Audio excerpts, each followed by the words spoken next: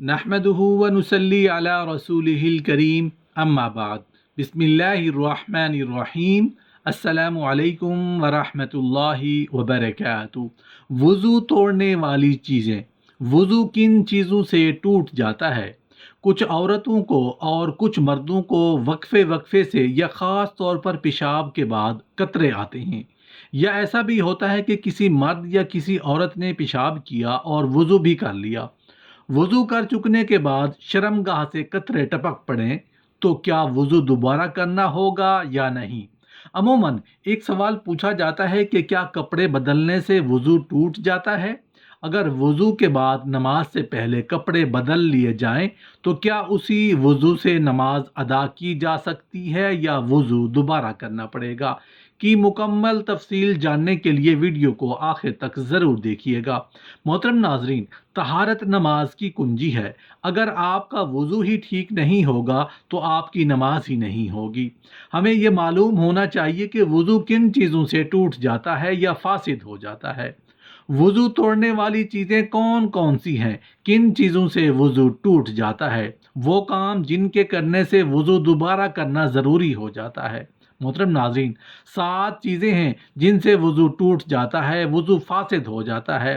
وضو توڑنے والی چیزوں میں سب سے پہلی چیز آگے یا پیچھے کی شرمگاہ سے کسی چیز کا نکلنا، مثلاً پاخانہ، پیشاب، ریحی کنکری، حیض کا خون، منی، ودی اور مزی۔ آپ سوچ رہے ہوں گے کہ وضو توڑنے والی چیزوں میں ودی کیا ہے؟ ودی اسے کہا جاتا ہے کہ کچھ لوگوں کو بیماری ہوتی ہے کہ پیشاب کرنے کے بعد بھی انہیں قطرے آتے رہتے ہیں۔ لیس تار ٹپکتا ہوا پانی ان کی شرمگاہ سے نکلتا رہتا ہے۔ وضو توڑنے والی چیزوں میں مزی کیا ہے؟ مزی اسے کہتے ہیں کہ جو شہوت کے وقت شرمگاہ سے سرے پر لیس دار چپکتا ہوا پانی نمودار ہوتا ہے، اسے مزی کہتے ہیں۔ ایک بات یہاں پر کلیئر کرنا چاہتا ہوں کہ مزی نکلنے سے وضو ٹوٹتا ہے لیکن غسل فرض نہیں ہوتا، لیکن منی کے نکلنے سے وضو تو ٹوٹ ہی جاتا ہے، غسل بھی فرض ہو جاتا ہے۔ کیڑا یا پتھر یا کنکری آگے یا پیچھے سے نکل آئے تو اس سے بھی وضو فاسد ہو جاتا ہے۔ وضو توڑنے والی چیزوں میں دوسری چیز مباشرت فاحشہ ہے۔ مباشرت فاحشہ سے وضو ٹوٹ جاتا ہے۔ مباشرت فاحشہ سے مراد عضو تناسل کا مرد یا عورت کی شرمگاہ کے ساتھ انتشار کی حالت میں بلا حیل مس کرنا، اس سے بھی وضو ٹوٹ جاتا ہے۔ وضو توڑنے والی چیزوں میں تیسری چیز ہوا کا خارج ہونا ہے۔ ہوا خارج ہونے سے وضو ٹوٹ جاتا ہے۔ وضو توڑنے والی چیزوں میں چوتھی چیز بدن کے کسی حصے سے نجاست کا نکلنا، مثلا خون، پیپ یا بیماری کی وجہ سے نجس پانی کا نکلنا۔ دوسرے الفاظ میں شرمگاہ کے علاوہ جسم کے کسی بھی حصے سے بہتی ہوئی نجاست نکلے، اس سے بھی وضو ٹوٹ جاتا ہے۔ وضو توڑنے والی چیزوں میں پانچویں چیز قے ہو جانا۔ کھانے پینے یا پھر اسی طرح کڑوے پانی کی بعض لوگوں کو قے آتی ہے۔ منہ بھر قے آ جائے تو اس سے وضو ٹوٹ جائے گا یا فاسد ہو جاتا ہے، یعنی ایسی قے جسے روکا نہ جا سکے، یا اسی طرح منہ سے خون نکلا، اگر خون تھوک پر غالب آ جائے تو پھر وضو ٹوٹ جائے گا، لیکن اگر تھوک خون پر غالب ہو تو پھر وضو نہیں ٹوٹے گا۔ اس کی شناخت یہ ہے کہ اگر تھوک جو ہے سرخ ہو جائے تو اس پر خون غالب آ گیا، اور اگر تھوک زرد ہے تو تھوک خون پر غالب ہے تو پھر وضو نہیں ٹوٹے گا۔ وضو توڑنے والی چیزوں میں چھٹی چیز نیند آ جانا یا سو جانا۔ نیند سے بھی وضو ٹوٹ جاتا ہے، لیکن وہ نیند جس سے اعضاء سست ہو جائیں، اگر کوئی بغیر سہارا کیے سو جائے تو اس سے وضو نہیں ٹوٹے گا۔ سہارے کا مطلب یہ کہ اگر ان سے سہارا ہٹا لیا جائے تو وہ گر پڑے۔ غفلت والی نیند سونے کی وجہ سے وضو ٹوٹ جاتا ہے۔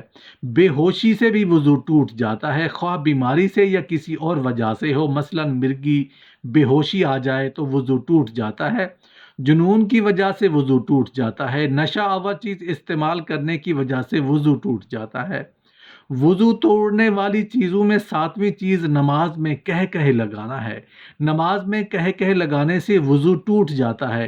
اگر صرف ہونٹوں پر مسکراہٹ آ جائے اور آواز نہ نکلے تو اس سے وضو نہیں ٹوٹے گا، اور اگر اتنی بھی آواز نکلی کہ خود یا بالکل قریب والے شخص نے سنی تو نماز فاسد ہو گئی، لیکن وضو نہیں ٹوٹا۔ اور اگر نماز میں کہہ لگایا تو اس سے نماز بھی فاسد ہوگی اور وضو بھی ٹوٹ جائے گا۔ بالغ کا رکوع اور سجود والی نماز میں جاگنے کی حالت میں کہہ لگا کر ہنسنا، اس سے وضو فاسد ہو جاتا ہے۔ محترم ناظرین، ایک سوال پوچھا گیا ہے کہ کیا کپڑے بدلنے سے وضو ٹوٹ جاتا ہے؟ اگر وضو کے بعد نماز سے پہلے کپڑے بدل لیے جائیں تو کیا اسی وضو سے نماز ادا کی جا سکتی ہے یا وضو دوبارہ کرنا پڑے گا؟ وضو کرنے کے بعد کپڑے تبدیل کرنے لیے تو وضو پر کوئی فرق نہیں پڑے گا، وضو نہیں ٹوٹے گا۔ عموماً کہا جاتا ہے کہ اگر عورت کے سر سے دوپٹہ اتر جائے تو وضو ٹوٹ یا فاسد ہو جاتا ہے، اسی طرح عورت کے سر سے دوپٹہ اتر جائے تو وضو نہیں ٹوٹے گا، نہ ہی فاسد ہوگا۔ اگر برہنہ حالت میں غسل کیا تو اس سے بھی اس کا وضو ہو جائے گا۔ اگر اعضائے وضو جن کا وضو کی حالت میں دھونا فرض ہے ان پر پانی بہہ گیا تو وہ فرض ادا ہو گیا، اس سے وضو ہو جائے گا۔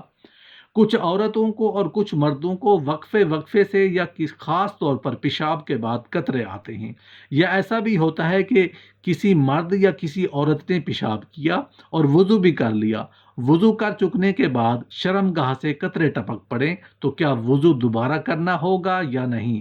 جس مرد یا عورت کو پیشاب کے بعد قطرے آتے رہنے کی بیماری ہے تو ان کے لیے وضو کے بارے میں کیا حکم ہے؟ جس کو قطرے آنے کی بیماری ہو یا بار بار ہوا خارج ہونے کی بیماری ہو تو اس کے بارے میں کیا حکم ہے؟